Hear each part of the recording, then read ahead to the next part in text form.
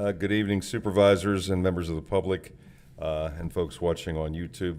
Welcome to the September 16th meeting of the Board of Supervisors of Lower Paxton Township. On tonight's agenda, we have an update on the nuisance study that was being done for the compost facility. We have several contract extensions or renewals that the board will be taking action on as they've been discussed at previous meetings. We do have a resolution on the agenda tonight for the approval of the MMOs, which stands for minimum municipal obligation. That's the amount of money that needs to be put into the employees' pension funds. We also have an item on there to appoint a professional engineering company to help with the grant writing for the portable radio purchase. Also, a contract for the Colonial Road corridor traffic signal improvements. And finally, we'll end up with our usual improvement guarantees and payment of bills. The supervisors are all seated and ready for the meeting. Good evening, everybody, and welcome to the Lower Paxton Township Board of Supervisors meeting for Tuesday, September 16th. I'll call the meeting to order at 7:05 p.m. Please stand for the pledge led by Supervisor Thompson. Pledge allegiance to the flag of the United States of America and to the republic for which it stands, one nation, under God, indivisible, with liberty and justice for all. So the board did meet prior to this meeting. We had our budget workshop for our Public Works Department, as well as an informational meeting to meet our new solicitor, Mr. Hall, who is here from Tucker-Arnsburg. So we welcome Mr. Hall. Okay, moving on to the approval of the minutes for June 17th, 2025. Do I have a motion to approve those minutes? So moved. Is there a second? Second. Is there any public discussion, any comment, questions, corrections to the meeting minutes? Seeing none, all those in favor say aye. Aye. Any opposed? Motion carries. All right, let's move on to public comment. Is there any member of the public that would like to address the board? We just ask that you'd state your name, your address, limit your remarks to 5 minutes if possible. Please, Mr. Stark.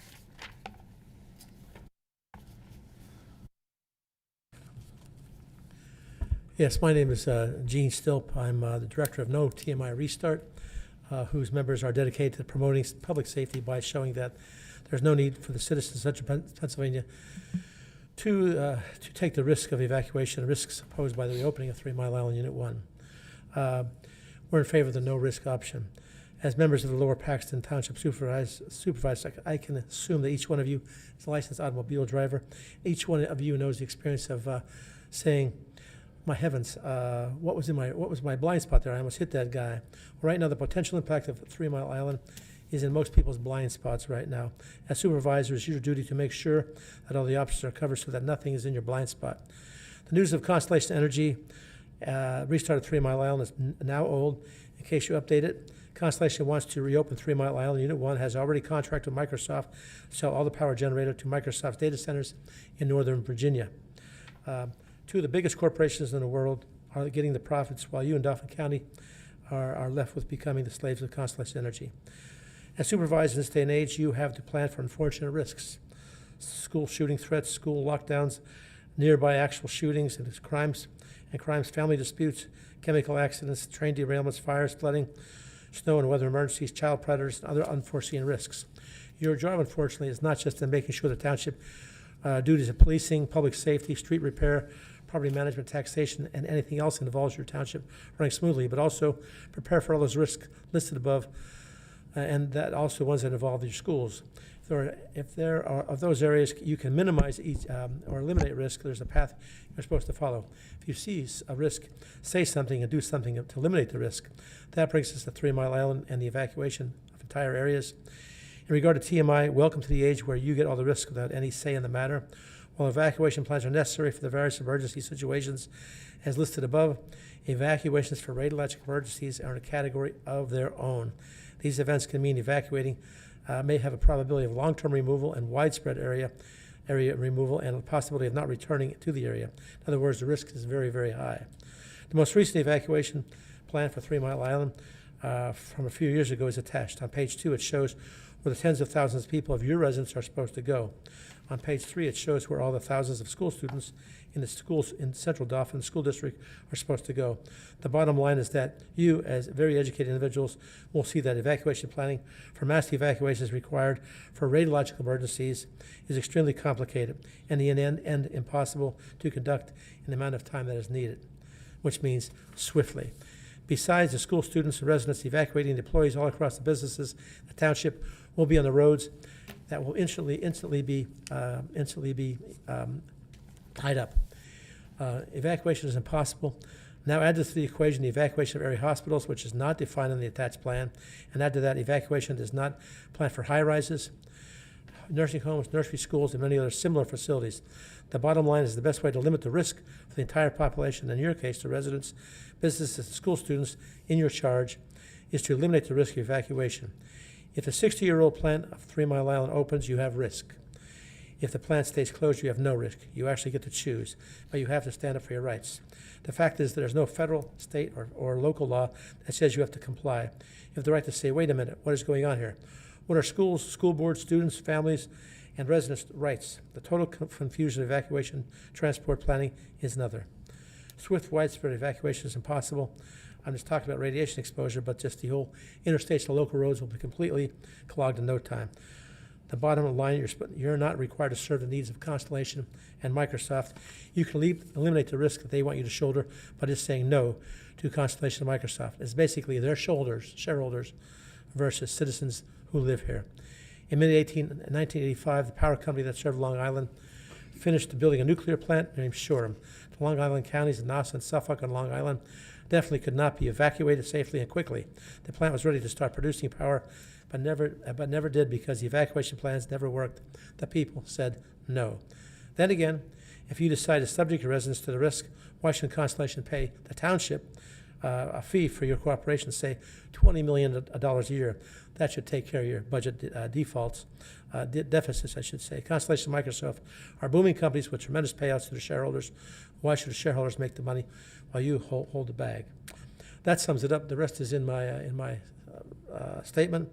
But I thank you for reviewing this. By the way, I live in Fishing Creek Valley. I didn't state that at the beginning. But it's not that for or against nuclear power. This is taking the risk of evacuation, planning, and analyzing them for the benefit of your residents and businesses and school students. Thank you very much. Thank you, Mr. Stilp. Does anyone have any questions for Mr. Stilp? Mr. Alan? Stilp, I have a couple of questions. Fine. By the way, you have a long history of service to the community. I remember the ill-fated pay raise and the big pig, inflatable pig. So yours is not a name that has gone unnoticed in this community. What is it that you want? I mean, this is a great, I've read through it, this is a great document, talks about a lot of different things. What is it that you want us to do? I'd like you to analyze the risk for yourselves. And secondly, the utility says that their evacuation planning, the new one, will be out in December. That's what they stated at meetings. So you have to look at that and analyze it. And then you have to look at what is happening at the federal level. Right now, FEMA has been gutted. FEMA can't handle emergencies. And the NRC, the new safety rules, their new dictates, cut the safety that you should be experiencing down a whole lot. So what I want you to do is analyze whether or not evacuation is possible or impossible. Talk to your public safety directors, talk to the county, talk to people like that, and talking to Have FEMA. you talked to the Dauphin County? What's that? Have you talked to Dauphin County Emergency Management? Me, yes. Matter of fact, right now they're in court because when they put out their plan to the schools, they said you have to mandatorily comply. I said, wait a minute. And also the public safety officer who sent that letter out said that this is a great idea, a great opportunity for economic gain and also for the residents and et cetera. And I said, now wait a minute.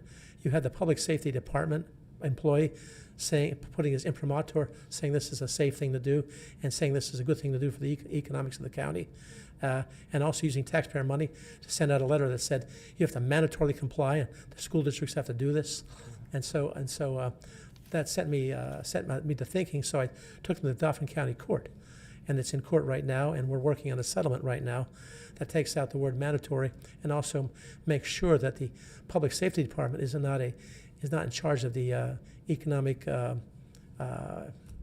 benefit of Constellation. But what your request of us is to Study. make certain evacuation plans for Lower Paxton Township. I want you to evaluate what's possible, what's not possible by conferring with what happens to schools, what happens to businesses, and also there's no place except for here and the county, et cetera, where public has input before local officials. I guess where my confusion comes from, it seems to me that any planning that we would do about evacuation would have to be in conjunction with Dauphin County, would it Yes, not? yes, Okay. and, Do you know, you said that this was a 60-year-old plant. yes. And if they were gonna rebuild the plant that was there in 1979, in March of '79, I would say that's a terrible idea. But I know that there are nations like France who get like 90% of their electric power from nuclear. I'm not saying this is a good project or a bad project, but technologies have advanced since 1979. Right. And I think the likelihood or the possibility or potential of what they call the nuclear meltdown is less today than it would have been in '79. Is that a correct assumption? I would or say is that- no, because you have a fleet of 94 plants or 93 plants out there that are all experiencing age difficulties, and so that'd be something to analyze. The other thing too is we are for the no-risk option. We're not saying that nuclear technology is bad or good. We're saying in regard to this particular area, which has increased in business, increased in population. Just think to yourself, in the area, there are 11 hospitals, from the Veterans Hospital to the new hospitals on 81 down there. Just take Hershey Medical. How do you evacuate 600 beds? How do you evacuate the Children's Cancer Center down there, the new neonatal center? You can't. There's not enough transport for there. So the bottom line is this, okay? You have to think for yourselves. This is just an opening thing for me to engage you, because on the panel here, there's no nuclear experts up there. And lastly, when we engaged the NRC at the meeting they had in Middletown for the citizens, okay, nobody from Lower Paxton Township was there at that meeting. That was public servant. And what the NRC said there was important when we brought up evacuation planning. They said, hold on, that's not our job. That's up to FEMA. That's up to FEMA. So what I'm saying that FEMA is gutted, and also I'm not saying nuclear power, yes or no, and analyzing the mechanics of the plant down there. I'm just saying that even if the plant was to work, you still have risk, and therefore, how much risk are you willing to take? I say none, because I want you to protect your people. I want you to plan. Your evacuation planning is impossible in this day and age. Okay. I just, obviously, we didn't decide this board did not decide to allow that plant to restart. Right, exactly. Wouldn't be our purview to do that. That's not our ground, our territory, our geography. I get how you think we might be able to impact from an evacuation plan. Right. But, I mean, the argument of the people that are restarting that is, economic development and new jobs and like a lot of different other issues that you're not addressing here. So I will take what you said. I will look at this. I'll try to figure out whether or not our responsibilities for an evacuation plan. I'll talk to the folks at Dauphin County, but I'm not real sure that this is a core piece of work for us. That's Well, listen, all. I'm just a this little is, bit confused. you want to protect your citizens, you want to protect your kids, you Oh, want to protect the absolutely. businesses. A- So it does line your purview. The other thing too is Microsoft and all that. Why shouldn't they're putting the ball in your court, and you have to do all this. Why shouldn't you be paid to do this? Why shouldn't your public service workers be paid to do this? Or why shouldn't you, get millions of dollars a year to do this? I tell the county down there when I go to the meetings, hey, you have them over the barrel. Why shouldn't you be paid instead of, you're in times of strapped budgets, okay, the county's strapped budget. So just as out to Hershey the other day, the Hershey School Board, strapped budget there. So what I'm saying is that, the last thing too is that you have businesses here take risks every day. Hershey out there, invested a huge amount of money. Businesses in your township invested a huge amount of money. Why put them to risk? Also, try and get insurance for businesses. For a nuclear accident. You can't. Or residents. You cannot do that. All right. Last thing I want to say is that thank you so much for recognizing the pink pig 4 years ago. But I had the pink pig at the Capitol, etc. But the real thing people forget is that they might say, "Oh, you're the pink pig man," but really, how should I say it? I also took the case against the pay raise to the Supreme Court of Pennsylvania and won. You had a question, Miss? Yes, Mr. Still, what happened when you went to the Central Dauphin School District and made this presentation? They listened, but it wasn't a time for, they didn't ask any questions, and also it wasn't a time for question and answer at limited time. And also today, this is just the first impact today, so I'm sure I'll be back here, and I won't take up much more of your time, and I apologize, I had on here Lower Paxton, Lower Dauphin, because I'm going to there very soon, but I just changed that by hand. I apologize for the oversight, which I was corrected in the hallway there. When did you Sorry. talk to Central Dauphin School Board? I talked to them on the last Tuesday All right. Tuesday night. Thank you. Okay, thank you so much for Thank your you, time. Mr. Still. One last question, Mr. Stoll. Yes. What they're doing today, has someone assessed the risk of the current modern installation implementation compared to previous risk of, I mean, it would seem to me that the risk factor would be different with new technology. Has somebody looked at that? I think they're looking at that, and it's coming up short. And you know what? Maybe you want to do a red team exercise. A red team exercise means get somebody who's an expert in here to advise you on what the possibilities of risk are. Okay, what risks are and what you go through. You know, how do you put people on 83 during construction? How do you put people on 81? If there's a snow day, and the traffic's limited for your kids, how do you tell the plant, we'd like you to close down today because we can't evacuate? All these things.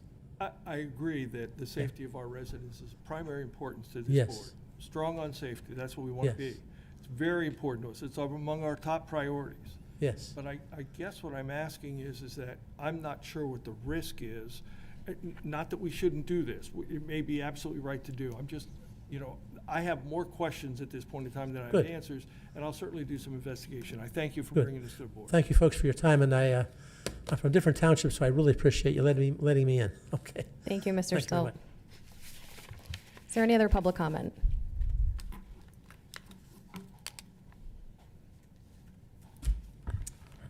John Campbell, 710 Wrigley Lane.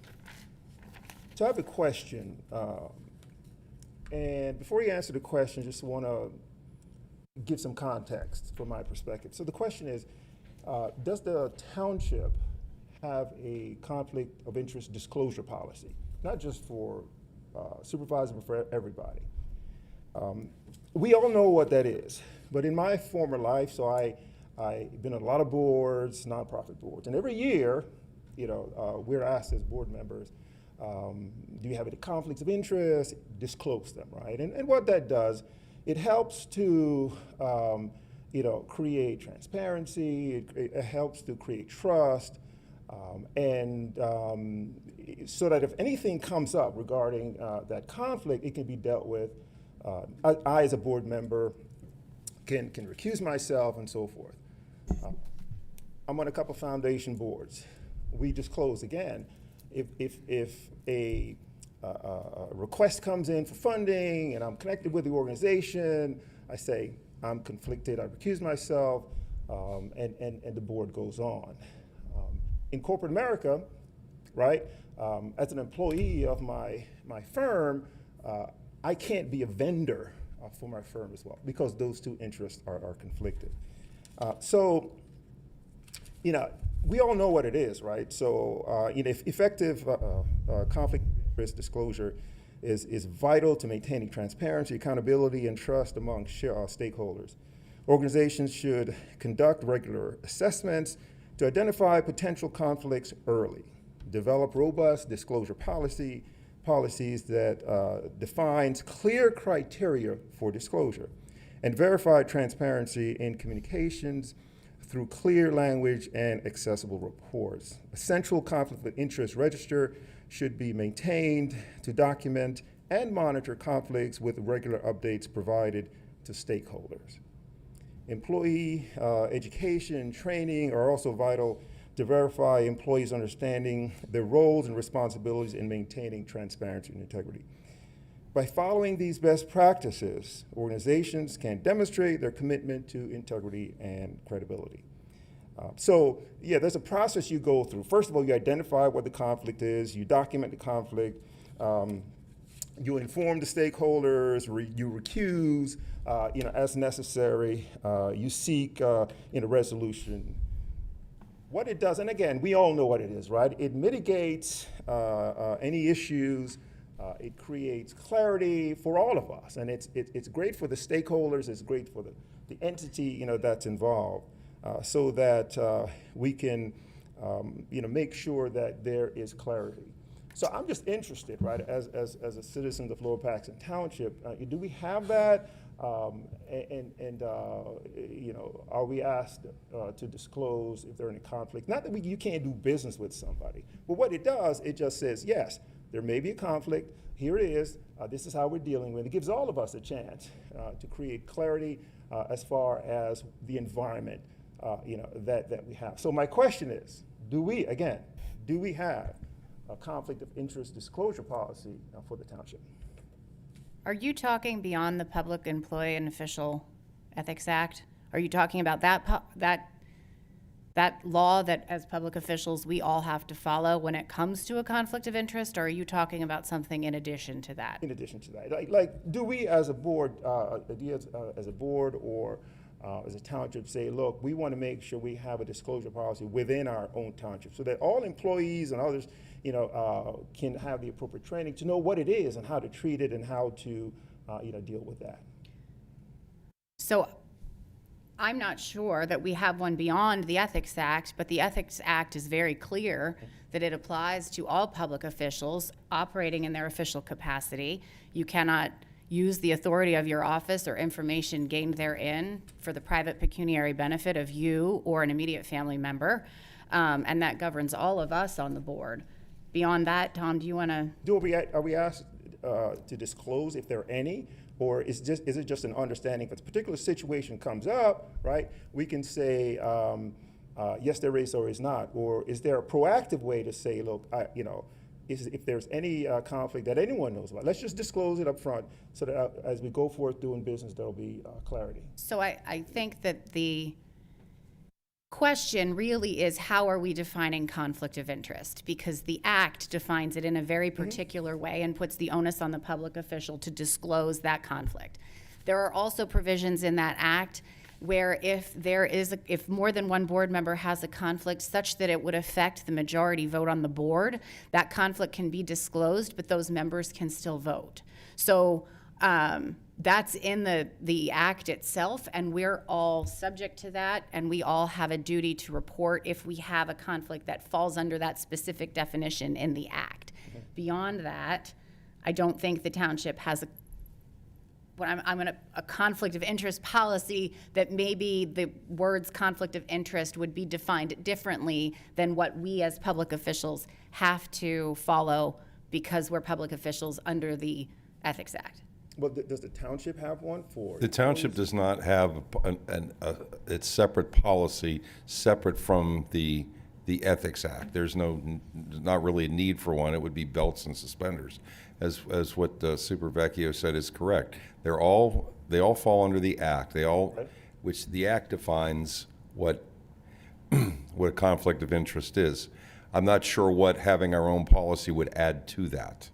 If you're asking for an exhaustive list of what constitutes a conflict of interest, I don't think anybody could ever come up with that. Correct. So that's where it talks about training, right? So that everyone, employees, and we all know, have an idea of what that is. And if it is, everybody raises their hands and says, yeah, there is a conflict, yes, and we're going to deal with it. So, without the training, right, a lot can get, a lot can slip through the cracks in terms of people's understanding of what it is and how to monitor it, how to address it, how to mitigate it, and so forth. So, I would, in the organizations that I've been involved in, it's been highly effective, and there's a comfort level within the organization that, everything that's being discussed and is transparent, and if there's a conflict, people will speak up. But again, training is important. Training is involved in every single conference I've ever gone to. There's always an ethics training, whether it's the ICMA, the township supervisors, the township commissioners, everybody, and plus we have a solicitor on board who can be very quick to point out what it constitutes a conflict of interest. So I've received a lot of training in it, myself. And again, I will just repeat, I don't know what our own policy would add to what is already a law. So again, no, we don't have one. Maybe the organizations that you've been involved with doesn't have a law that governs it specifically, so they adopt a policy, which is laudable. That's great. But you know, if the supervisors want to have one, I can certainly draw one up for them. But I can tell you, it's not going to carry any more weight than the state law. Okay. No, I appreciate it. It's Do just you that. want me to read the state law into the record? I mean, I don't think that's necessary. Can't we just give a paper copy to the secretary? I just asked a question. And that's, look, I mean, again, My choice. it should go from the top of the house all the way down, right? Everybody within the organization, and a lot of people, you're right, you know, are confused about what it is. So, if there is, you know, training within an organization, everybody is aware, and everybody is more inclined to identify what it is, right? And the organization can say, yes, we can mitigate it in this case. So it's not just for, you know, elected officials. It's for everybody else who works for the township, you know, as well. Tom, I don't know, I hate to put you on the spot, but are our township employees, public employees under the Ethics Act? Yes. Yes. So it's not only the supervisors, we're under the Ethics Act defined as public officials. Our public employees are subject to the ethics, same rules Are that they we aware of it? I am Are they- sure they are, because if they are subject to the Ethics Act, they have to file a statement of financial interest every year that gets filed with the Ethics Commission. So if they're not doing that, that's something we should probably look into. But I can tell you from my role on this board and my role in my public life, we have all filed a statement of financial interest with the Ethics Commission on a yearly basis. I mean, I can speak for myself there, but. So again, I would just encourage that it become a part of what everybody thinks about within the township. Yes, you can have a law there, right? But the execution of that is another thing, right? To make sure everybody's aware of it and everybody thinks about it and raises their hand whenever they even perceive that there is any conflict of any kind. Thank you. I will end with, I am a good friend of the executive director of the Ethics Commission for the state, and I will certainly reach out to her and inquire about getting education for our staff. Thank you. Campbell, I Mr. just want to add to that, what Jill said, what Supervisor Vecchio said is absolutely correct. We certainly could do a separate policy, but my concern there is if we weren't very, very specific and had very good legal advice on putting that policy together, we might inadvertently have a policy that wasn't in compliance with the law, and that could lead to confusion that we don't need. So I think the law does cover everybody that you're talking about, but I agree with you. Training is a must. Thank you. Is there any other public comment? Please. Yes, please.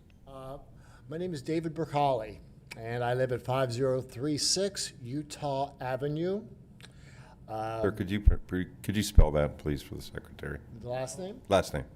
Bracale. David. Thank you. Yes.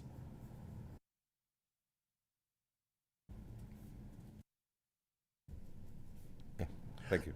The reason for my visit to your township meeting this evening is, quite honestly, last Saturday at 12 noon, and I'm sure this has probably happened to everyone in this room at some time or another, I received a visit at my front door. Excuse me, I received a visit at my front door. Doorbell rang. A woman. She approached me with these leaflets, and I have no objection to that whatsoever.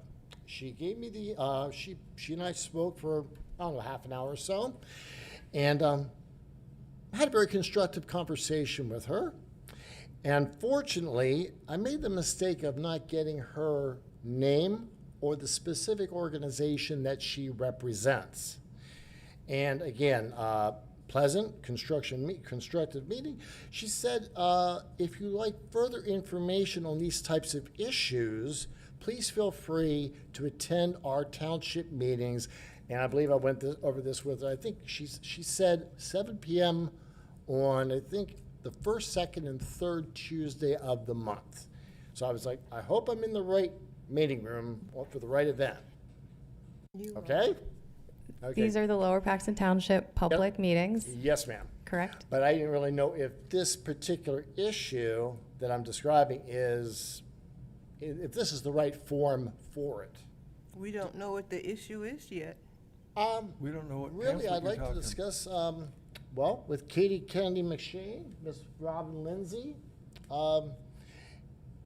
It's not specifically a township issue, it's more of a, it gets into the police department aspect of it. And you don't have really, I don't know how much, I've had several conversations with police officers in your township. And really, my issue is not so much with the police department, because they've been very, very helpful and very cooperative with the information that I'm seeking. My issue is more, I guess, you're talking about the legal arenas with our, between our magistrate's office and the Dauphin County Court of Common Pleas regarding vehicular accidents and how individuals who cause those accidents are held accountable under Pennsylvania state law.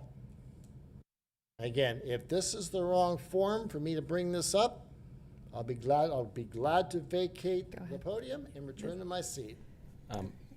Madam Chair, if I could, I think your best avenue for a conversation is probably the Dauphin County District Attorney's Office. From Mr. Franchardo. Certainly his office, if there's something about enforcement of the law, that's probably where you'd want to go to start. This is a civil litigation lawsuit.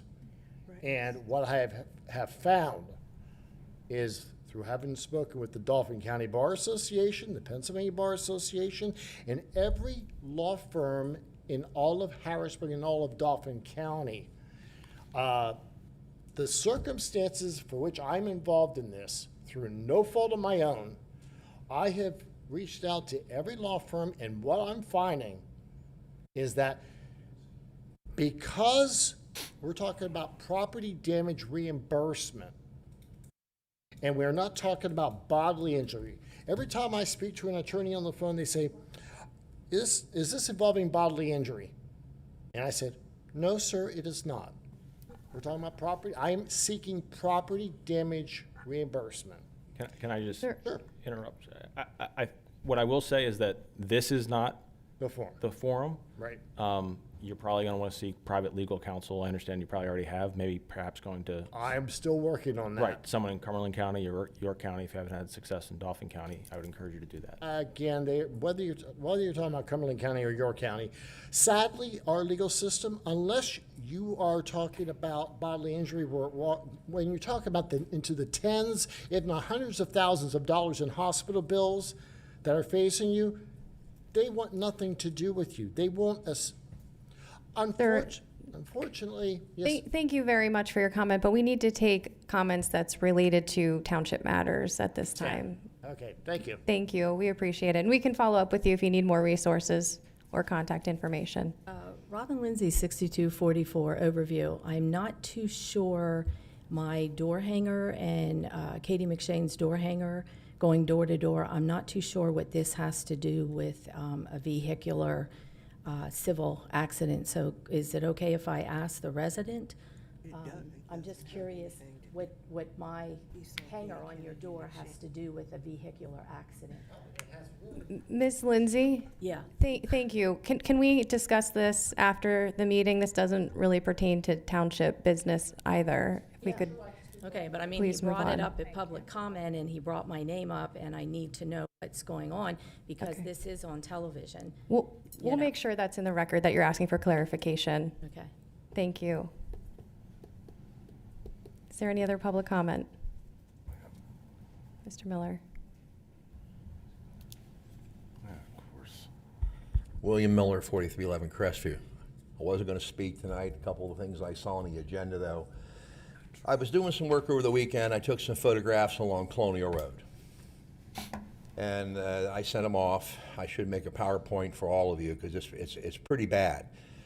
I just noticed we're going to invest, in services with traffic lights, I have called PennDOT repeatedly. I can never get an answer from the center of the road out left or right. What is the right of way? And apparently these do vary a little bit. But, and I talked with Matt, it can't be the white line, because I just checked the Dauphin County parcel viewer. By east, the sidewalk is in terrible disrepair for the young people to walk to school, and it hasn't been plowed one winter for as long as I can remember, from the apartments back down to Orchard. Their right-of-way goes the whole way to the top of the hill. Colonial Road, they said, it only goes to the white line. It goes up the embankment. And these are the photographs I'm working on with all these trees and debris. You can't ride a bike there, you get smacked in the face. I took photographs I got out and I took them from the perspective of the person walking. But they just keep saying every time I talk about this, it's never their problem. I took a picture of the water inlet there at Leiter's Lane and Rutherford.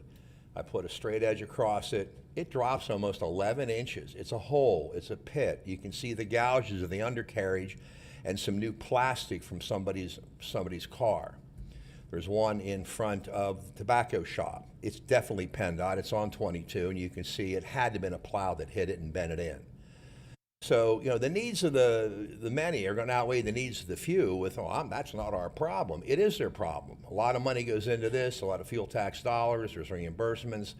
And I'm just saying, what are the people getting for it? As you go down along the Colonial Road corridor, I've used that term for years, every single one of those streets, according to a PennDOT employee who confided in me, is supposed to have a yellow delineator or a white delineator. They're not there. They weren't even put in, from my perspective, when Pensy redid that road. So in the winter, you don't know where to stop, you don't know where to turn, people can't see. There's none on Route 22 where you go north on Lock Willow, around Advance Auto there. Unless you know that ramp is there, it's not there. And that's why people go down and, I got to turn, they stop, they turn, and they slow up traffic. All these are choke points. In regard to Colonial Road, and again, the study's available, it's an 05 study. They were supposed to straighten out Winfield and Valley Road, but it seems I don't know if the traffic lights are going to improve that. You're improving an intersection that was supposed to have been rebuilt.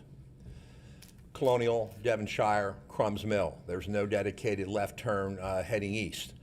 It stacks up every day. Just the other day, cars were back down to the elementary school again.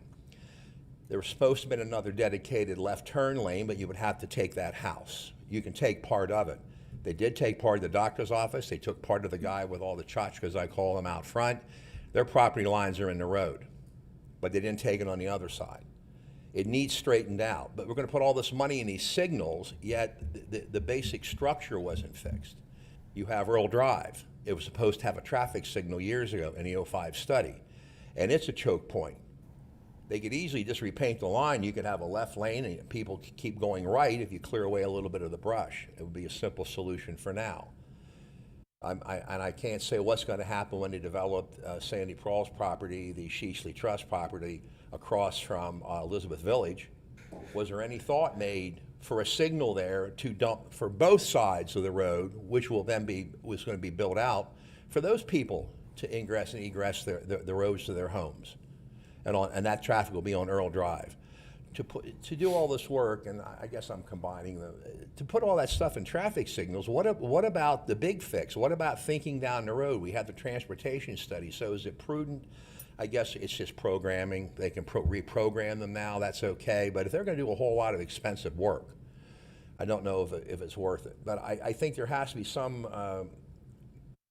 way for PennDOT not to tell people we only own to the white line, and to start taking care of the right-of-ways, find out who they belong to, and again, the pictures tell the tale. If you go over to the little parking lot where the insurance is and the doctor's office at Devonshire and Colonial, over the embankment, the guardrail holders are kind of like hanging there. All that is washed away. It's washed away down by Long Drive on Colonial. I took pictures of that. The culvert pipe that drains to the side just plopped out of the end. It all got undermined. It's just hanging there. And that was reported to two past, I guess this is Division 8 Yeah, District 8. District 8. The last two people, they came out, looked at it, it's still laying there. So we put money into this corridor, and I really think that some upgrades need to be made. The plowing markers need to be installed. Traffic signals are good, but some of those improvements have already been listed. And to have water inlets around here where people destroy their cars, I just don't think it's fair. I don't think it's fair to the people, because you're not going to see that coming in the snow and the rain. You're avoiding somebody on a bike. And then close this out with, all these people that you're almost hitting on these battery-powered things, I think they go as fast as a motorcycle, but, those, for a vehicle, you get beat up. If you're riding one of those, you're going to get torn up. So I leave it with that, but I really would like somebody to provide a list of the distances. I know that sheet exists because you check it in a notebook somewhere, and PennDOT was the one that had it, but they're really not. Maybe you're tell me. So just as an easy example, we can go back, look at that Pensy contract, and the right-of-way lines would be on the roadway drawings. So we can delineate it as easy as that, or actually reach out to PennDOT and have them come out and mark it. It's probably going to be very unlikely, I'm not going to lie. But the easiest solution that you and I can do is look back at that contract. The documents are still there. We can look at the right-of-way lines and kind of See where they're determine at. what's what. Correct. Yeah, I tried it at Colonial and But it's definitely not the white line. Yeah, it's absolutely not. And they so they don't do work. And does this benefit me? Not at all. It doesn't benefit me at all. I mean, I just see these people, and they struggle with it. And they call, and I think a lot of times you get stonewalled. They don't want to do it. That gigantic rock down there at the house at Woodcrest, I'll stop with this one. When they put in the landscape place down there on McIntosh Road, it's tough. You pull up there to come, and here comes a dump truck. It's got a trailer. It's loaded. People can't get in. That rock is absolute. I mean, I know who put it there. I know why they put it there, because people were driving up in the yard, hitting things in the house probably. They've hit the other house in the other corner. The little house has been hit twice. They've been in that living room twice because of people speeding south. And I couldn't get them a rock. I really did try. They asked, can we get something? And I was told no, but the other side does. But it hinders all that traffic, and all the homes in Straitwood Farms use that corner if you're going to head south. They all come there.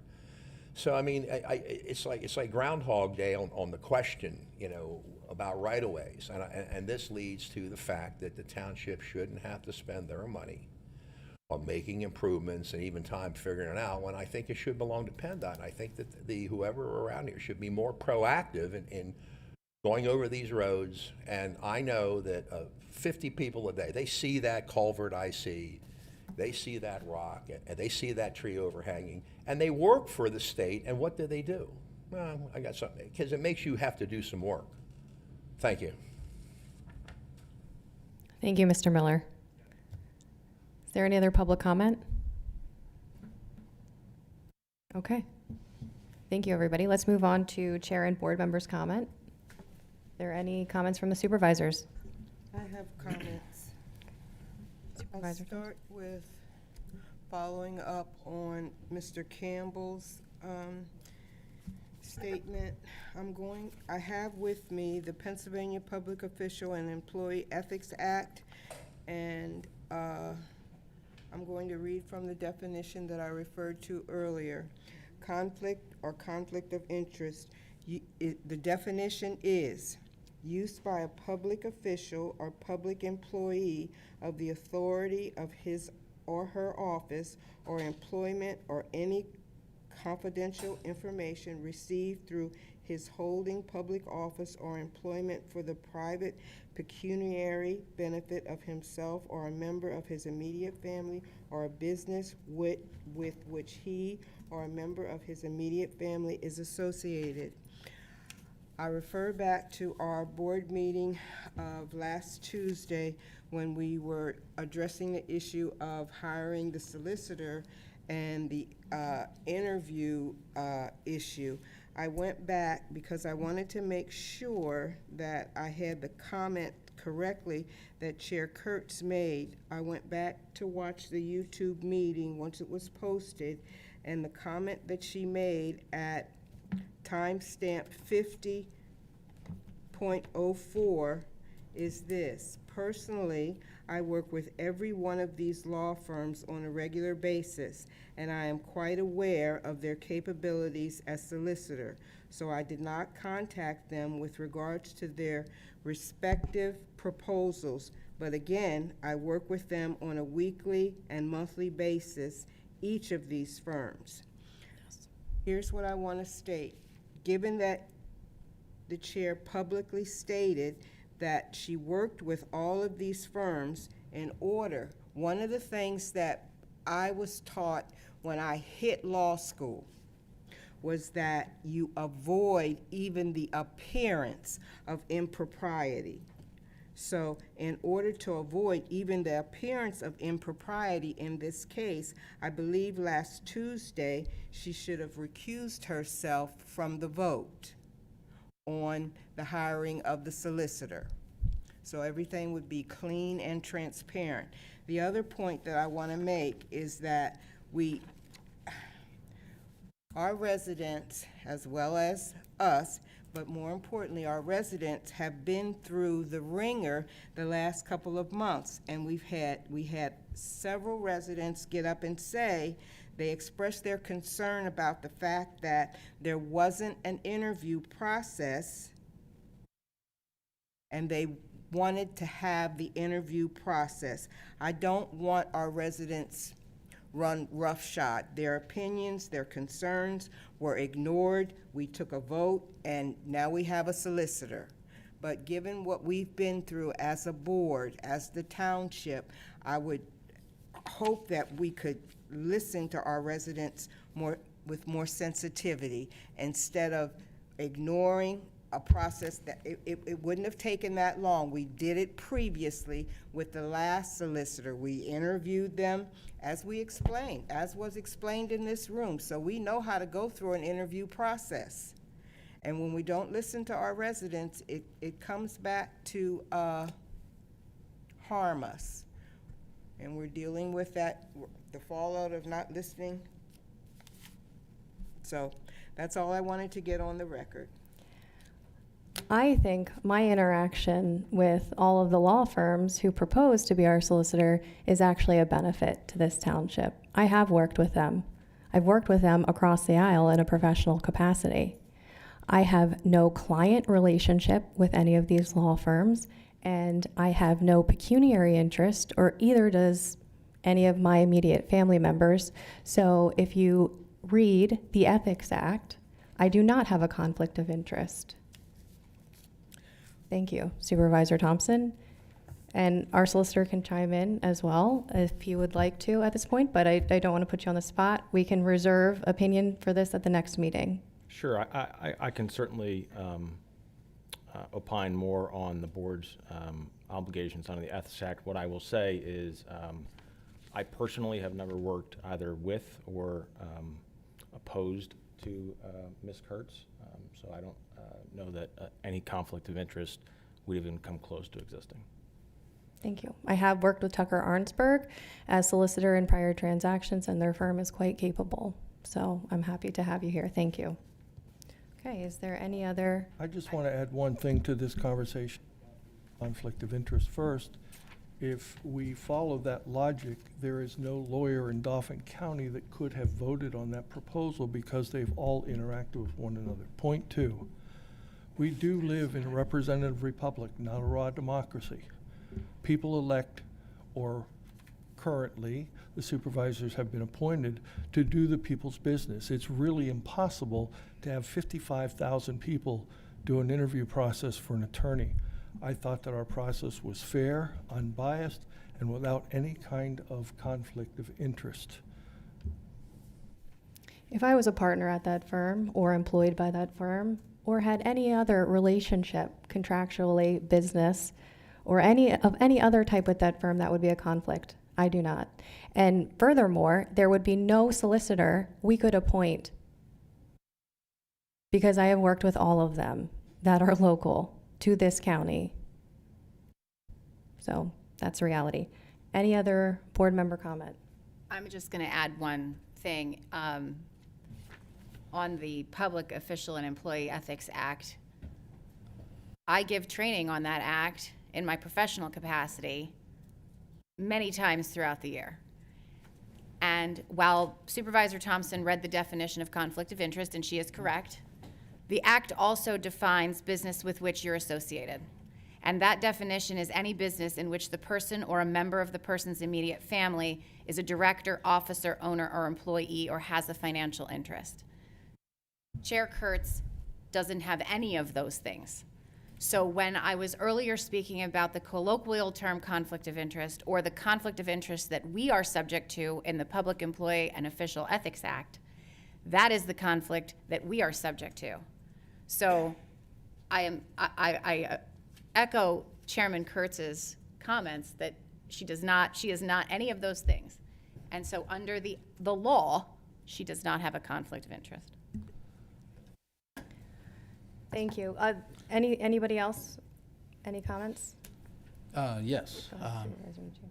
Onto the roundabout business. Just want to let you guys know, and the people watching, that we did have a very productive meeting with PennDOT today.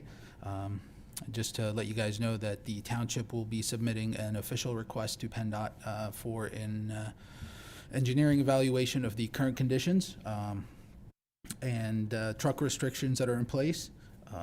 That would include both SR 39 and Mountain Road. We foresee that there may be some signage upgrades, but you know, all that and the upgrades are expected to be done before the year's over, so more to come. Thank you. Go ahead, Supervisor McCormick.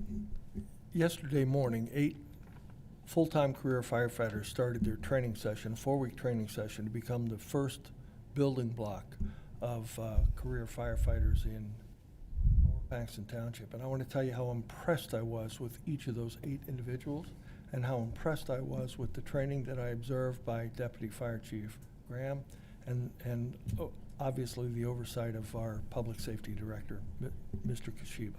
Excellent job, everyone involved. Thank you. Yeah, I would just like to echo, it was a historic day for the township, and thank you specifically to our prior board, our current board, Director Kashiba, Deputy Fire Chief Graham, and leadership from all of the 3 volunteer fire companies for bringing this to fruition. Okay.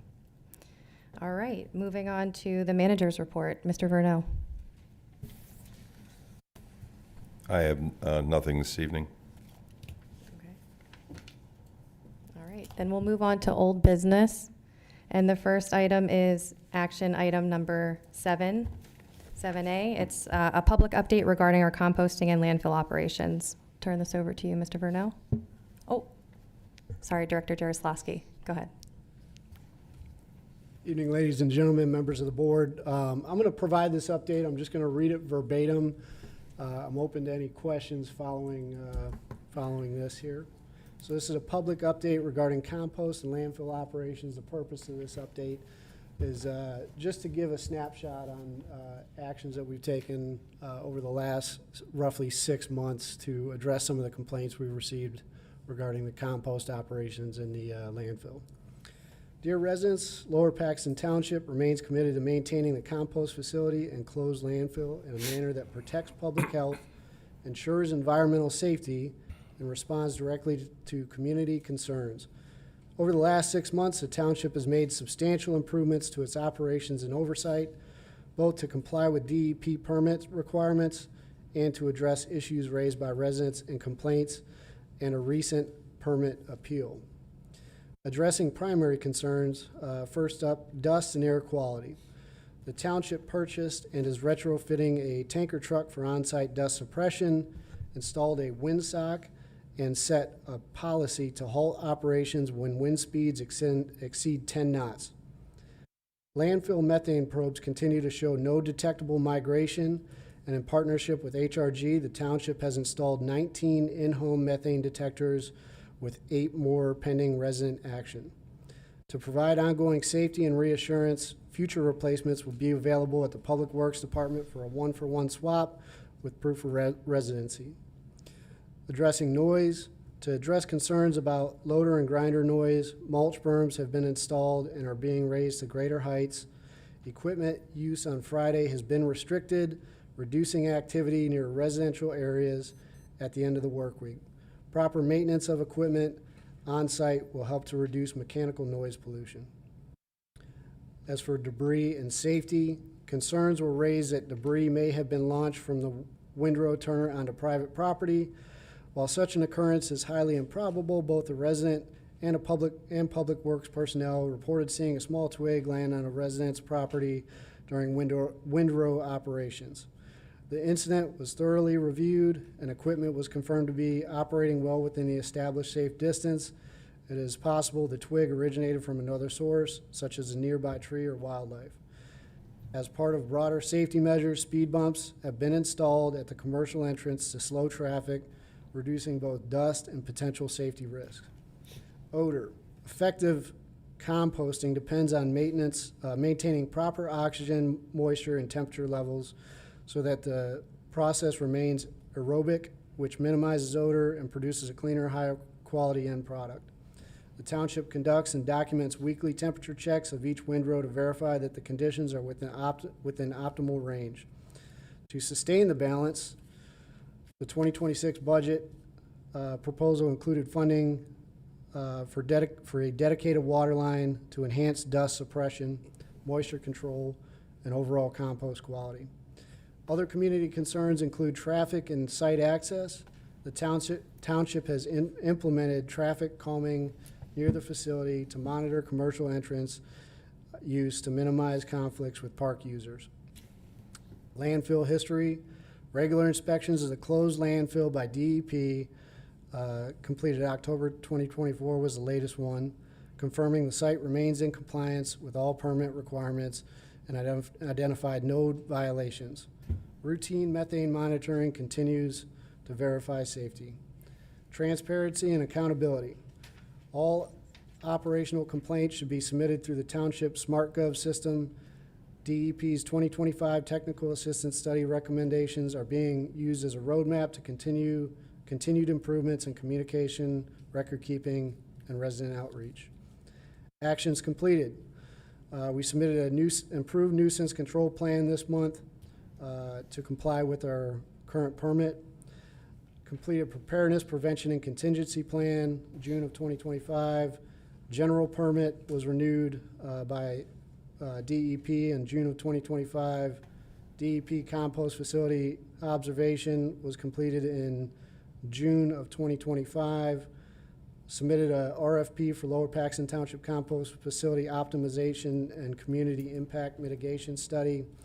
That RFP was submitted in June of 2025 with no returns, and again in July of 2025 we received one response from SES engineers for a total cost of $38,000. That study is on hold for further review and negotiation.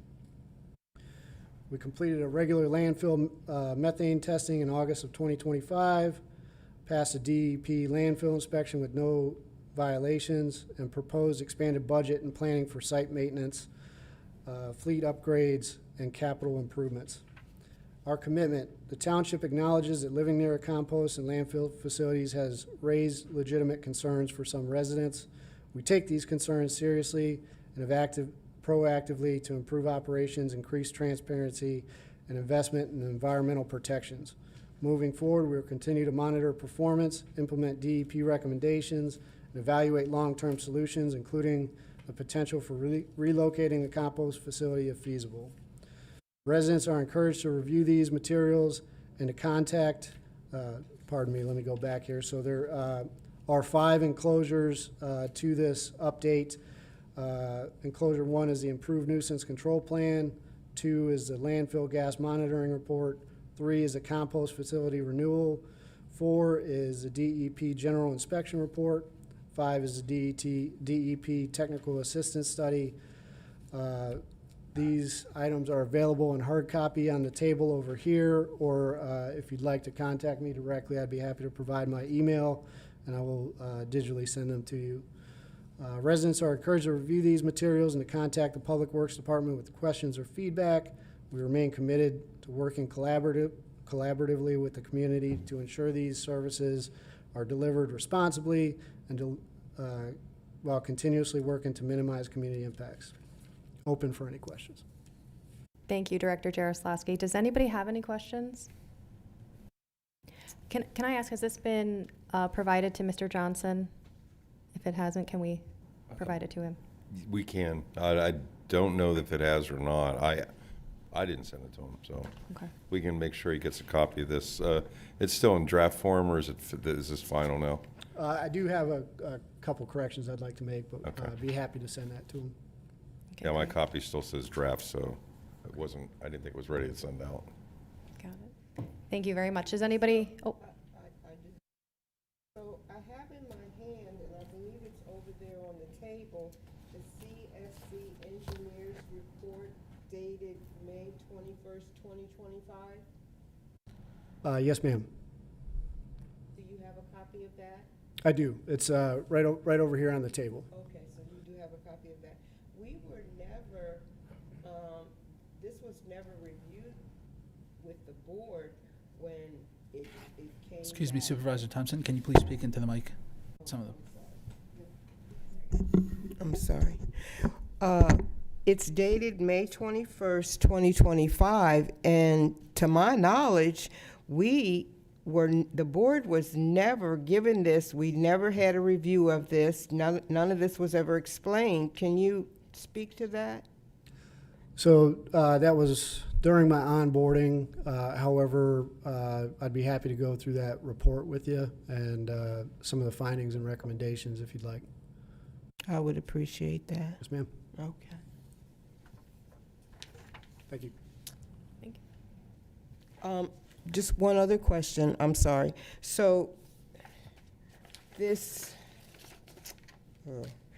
nuisance report that, I'm sorry, this Dear Resident letter that you just read from, did you get your information from the Dear Resident letter from this report, from this May 2025 report? Some of the information I did. As well, so that was a baseline study to make improvements towards the compost facility. There are some areas where an additional study would be recommended as far as actual on-the-ground improvements. That study right there basically outlines general practices and recommendations for, as far as the composting industry goes. Okay.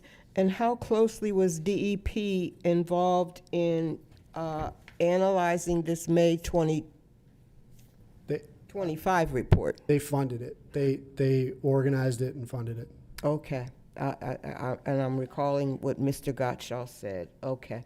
This is the one we were waiting for, and it came out in May, and we're just seeing it in September, and it hasn't been reviewed with us. All right. Thank you. Yes, ma'am. Any other questions on the update? Thank you. Oh, Mr. Miller, do you have something? I could. Is it, can we ask questions on this? Go ahead, since Mr. Jaroslawski's here, please. No, I was just wondering, are we in collaboration with any other neighboring townships to provide a resource like this? In other words, I personally feel we can resolve the issues out here on Conway, and within that, I still didn't see anything where anything in there. How are you going to get people through there? The people wanted a new walkway, they wanted a new basketball court. There's a lot of other structural things that have to happen before improving the berms and so on and so forth. You want the walkway inside the edge. I would think you want it next to the backyard so those people will feel safer, and getting them down to the new park where I noticed them moving more dirt. So it's a big problem. But going into the future with this phenomenal build out here in Linglestown and some other areas, there are other municipalities that have a whole lot more land. And I know that we have reciprocated with them in taking some of their waste. So the point is, could we not pursue looking at West Hanover That's where I'm looking to. They have a lot of space and coming up with maybe a really nice facility to service both of them where there'd be no problems. Although I do feel ours is repairable, it'd be the same distance for me to drive there as it is to drive from there over to Conway. But I mean, I think there's just a little bit more to this. You know, what do you really want at the end? And again, based on the build out and how much yard waste we're going to have, you know, we have to do something that's going to handle all that waste for a long time. This is a marriage on this one. This is going the full route. Thank you. Thank you, Mr. Miller. Yeah. So, just for the purpose of responding, we did engage with Weston a few weeks ago. One for haul out and two for expanding. That's outstanding. Okay, thank you. Thank you. Okay, we'll move on. We have a number of agenda items to get through, so we'll move on to 7B, which is an action to approve a contract with Zelenkovsky Axelrod to extend services for serving as our auditor. We did discuss this last week at our workshop meeting, and this will be for the 2025 audit and 2026 audit. So I would like to ask for a motion to approve the contract. So moved. Is there a second? A second. Is there any question, public discussion? Okay, seeing none, all those in favor say aye. Aye. Any opposed? The motion carries.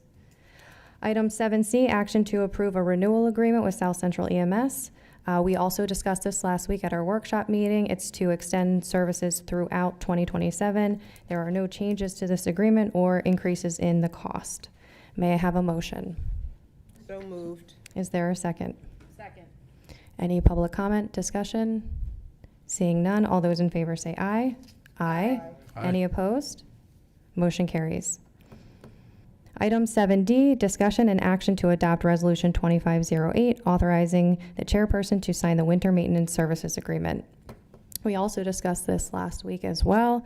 There are no changes to this agreement. This is in regard to the roads that the township will maintain that are state roads.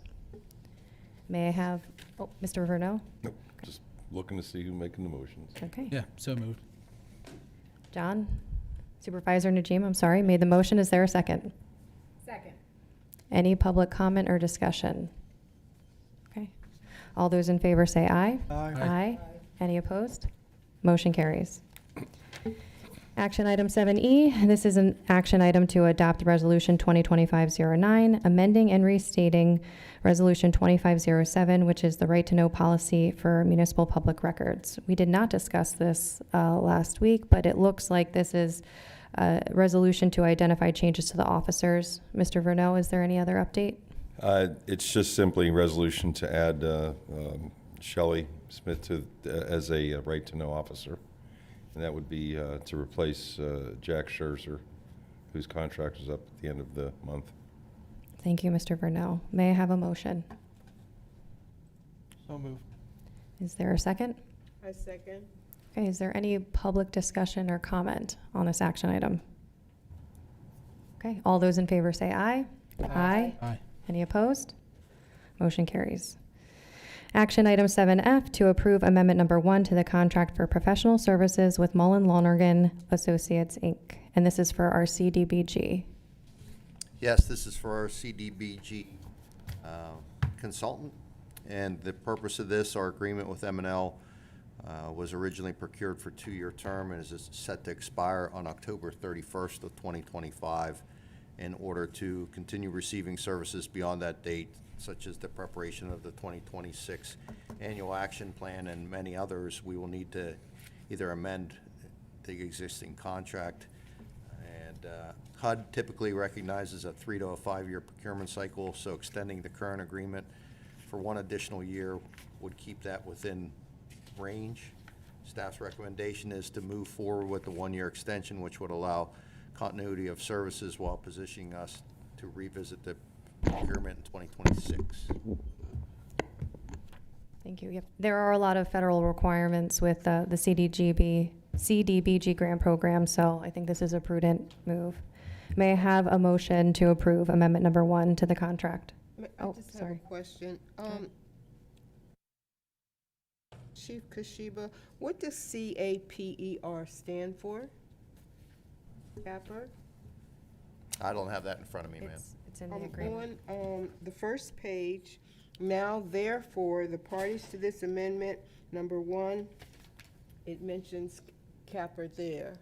That's a grant It's- program, but I'm not sure what the acronym It's the stands. Consolidated Annual Performance and Evaluation Report. There you go. Okay. So I was asking for a motion to approve the amendment to the contract with Mullen Lonergan. Do we have a motion? So moved.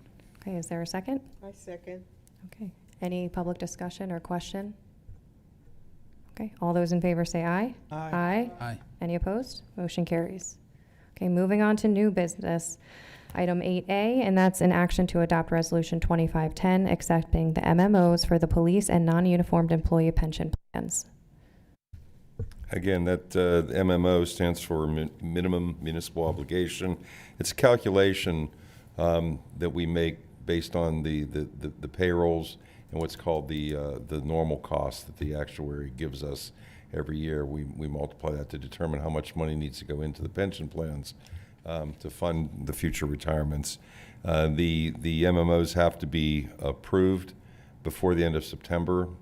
And I would like to thank Mr. Grove. Actually, there was a lot of, as the transition was happening in the finance department, these sort of got put off to the side, and he worked extra hard to get these finished for today, so that we could have these adopted before the end of September, since this is your last meeting in September. So we have them for you, and they need to be approved so that they can be sent in. Okay. Thank you, Mr. Vernell. So may I have a motion to adopt Resolution 2510? So moved. Okay, so- Second. Thank you. Is there any public discussion, any questions? Okay, all those in favor say aye. Aye. Any opposed? Motion carries. Okay, moving on to action item 8B, which is a request to utilize HRG to serve as a grant writer for new mobile and portable radios for the Bureau of Fire. Director Kashiba? Yes, the scope is, they are currently on retainer with us. The proposed assignment is what you see in front of you relative to the state LSA grant, which we will be seeking the full award of $1 million towards our emergency services radios for the Bureau of Fire, which constitutes all 3 individual fire companies as well, 49 mobile radios, 136 portable radios. The overall anticipated expense is $1.3 million for that project. HRG will be handling the project narrative, documentation, and maintaining the necessary materials moving forward, and attend any CFA board meetings on our behalf for the fee of $3,500. Thank you, Director Kashiba. And I assume our current portable radios are past their useful life. Is that Yes, they're correct? way past their Yes. useful life and So I've completely unserviceable at this point. Thank you. All right. Do we have a motion to approve the request to utilize HRG as the grant writer for this project? So moved. Is there a second? Second. Any public comment, discussion, questions? Okay. All those in favor say aye. Aye. Aye. Any opposed? Motion carries. Okay, so we are on to 8C, which is an action to award contract for the Colonial Road Corridor traffic signal improvements.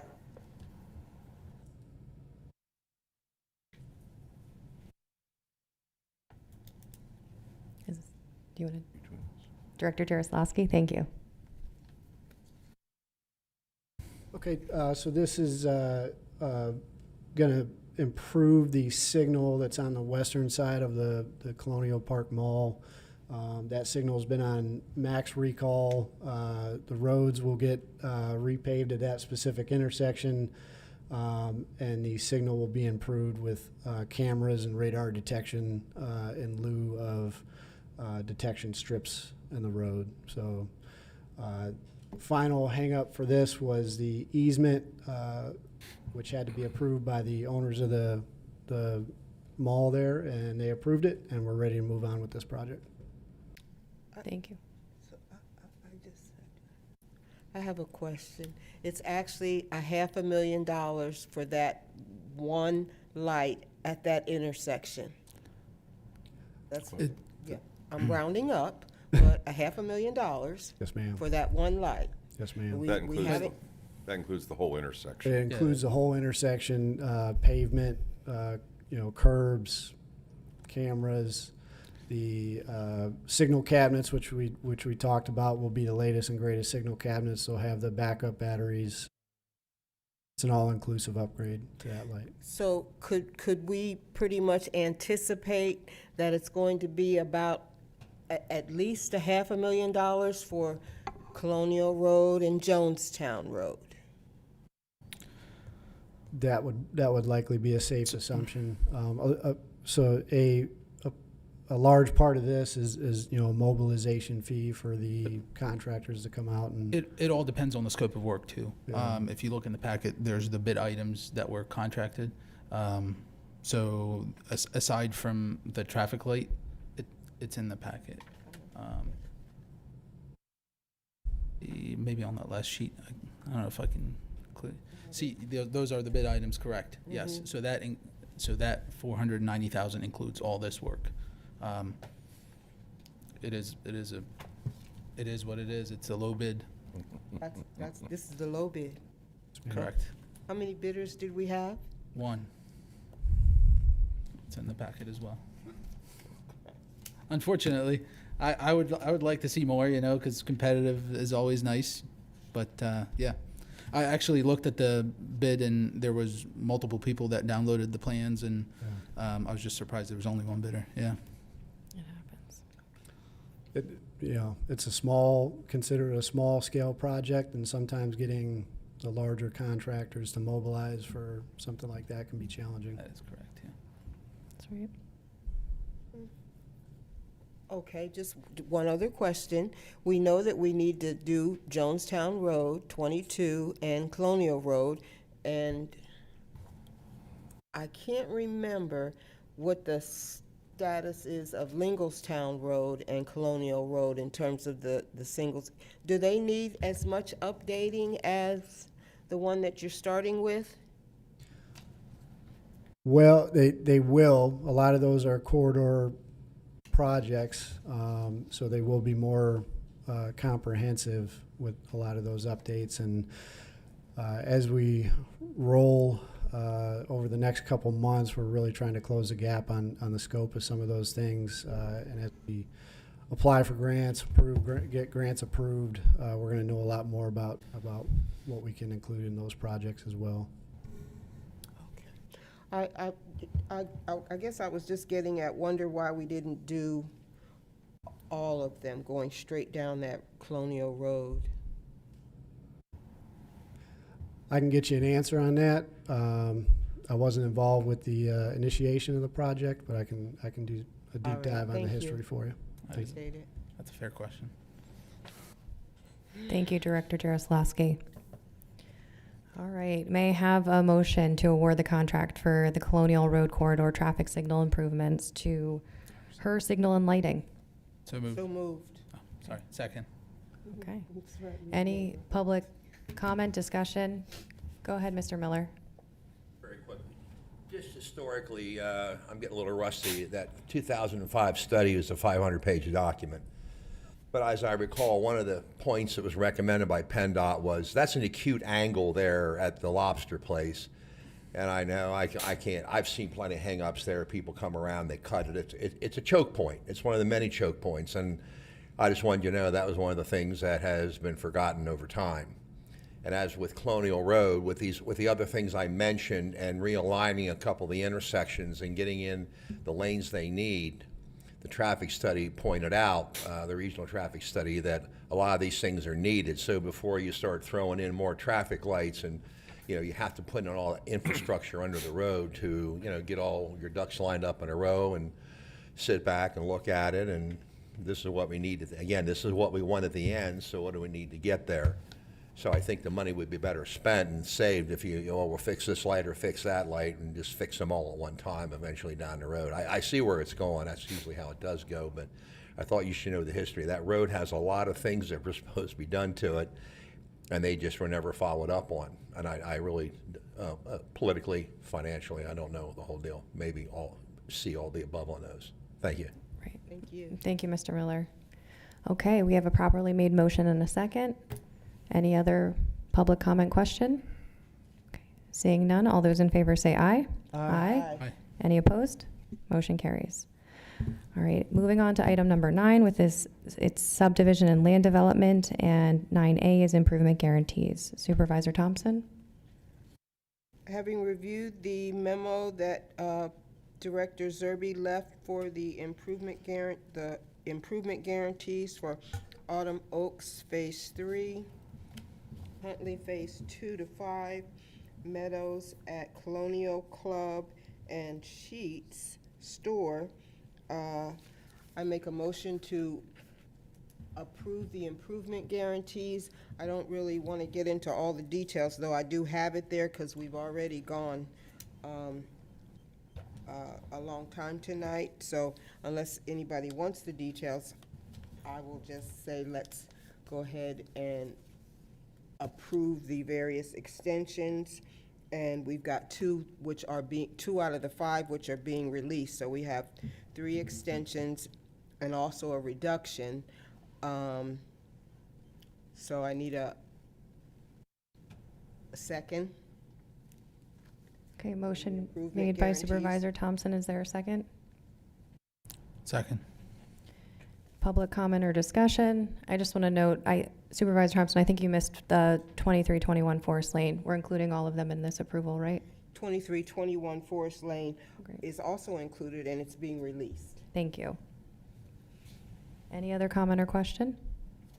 Okay, we have a properly made motion and a second. All those in favor say aye. Aye. Any Aye. opposed? Motion carries. And we'll move on to item number 10, which is the payment of bills for Lower Paxton Township and Lower Paxton Township Authority. Supervisor Thompson. Having reviewed the 3 check registers, I make a motion to pay the bills. Second. Any public comment or discussion on the payment of the bills? Seeing none, all those in favor say aye. Aye. Aye. Any opposed? Motion carries. Moving on. Chairwoman Kurtz, I do have one issue, a bill to bring up to your attention, the board's attention tonight. We did received a bill which apparently was held up for some reason. The date on the bill, let me find it here. This was for, the payment was to the State Workers Insurance Fund, commonly known as SWIFT, for firefighters' workers' comp insurance, essentially. The bill was dated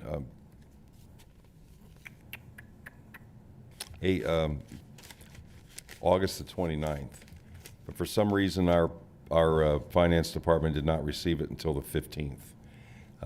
It's due on the 26th, so they cut the check. It's here. Anybody can take a look at it, and it will be on the next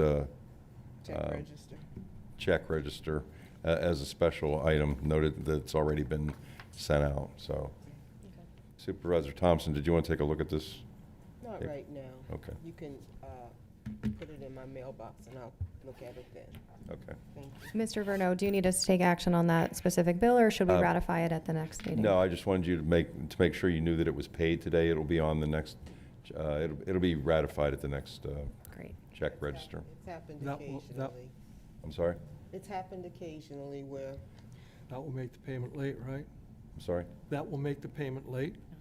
No, they're going to get it. No, they've already cut it, and Okay.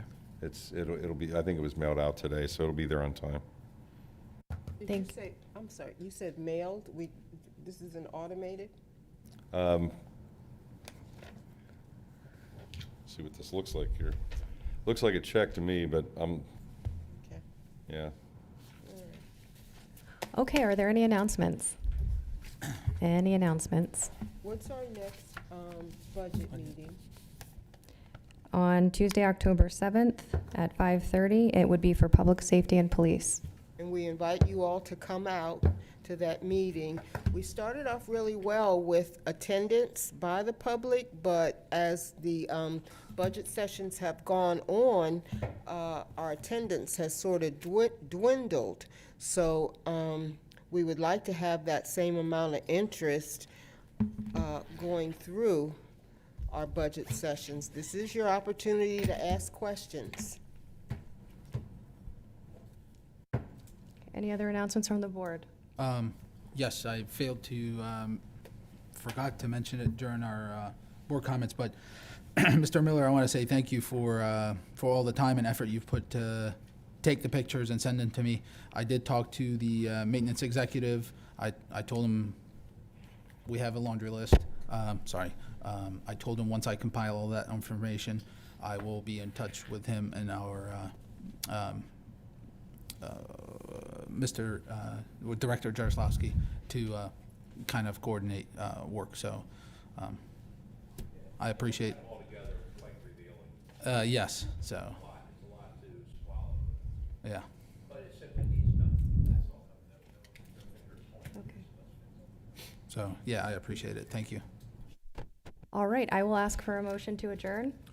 Ma'am, I'd like to make a public announcement, please.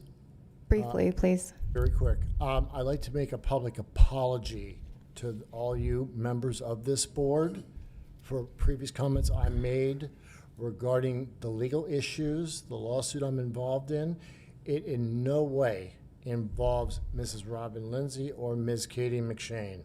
In no way does it involve them, has nothing at all to do with them. Thank you, sir. And We that's- appreciate the clarification. You're welcome. But yeah, just wanted to make that crystal clear. Great, thank you. Thank you for your time. And may I have a motion to adjourn? So moved. Second? Second. Okay, we are adjourned. Thank you.